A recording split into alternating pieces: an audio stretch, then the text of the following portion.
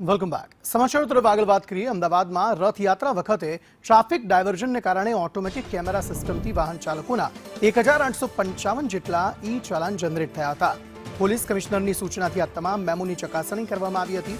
રથયાત્રાના વૈકલ્પિક રૂટ પર જતા દંડાયેલા નાગરિકોને રાહત આપવા માટે 18 લાખ રૂપિયાથી વધુની રકમના કુલ 1855 ઈ ચલન રદ કરવાનો મહત્વનો નિર્ણય લેવાયો છે. આ વૈકલ્પિક માર્ગ ઉપર સામાન્ય રીતે પ્રતિબંધિત હોવાના કારણે ઈ ચલાન જનરેશન થતું હોય છે.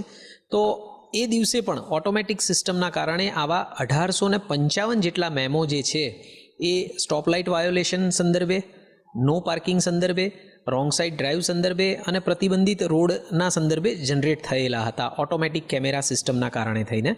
તો મહેરબાન સીપી સાહેબની અને જોઈન્ટ સીપી સાહેબ ટ્રાફિકની સૂચના અનુસાર આ રથયાત્રાના રૂટ ઉપર અને અમદાવાદ શહેરની જે અન્ય રથયાત્રા અને અન્ય પ્રોસેશન હતા કે જ્યાં આગળ આ પ્રકારના મેમો જનરેટ થયા હતા, ઈ ચલાન જનરેટ થયા હતા, એની ચકાસણી કરી અને મેં જણાવ્યું એ પ્રમાણે અલગ અલગ વાયોલેશનના 1855 જેટલા ચલાન છે 16 જુલાઈના એ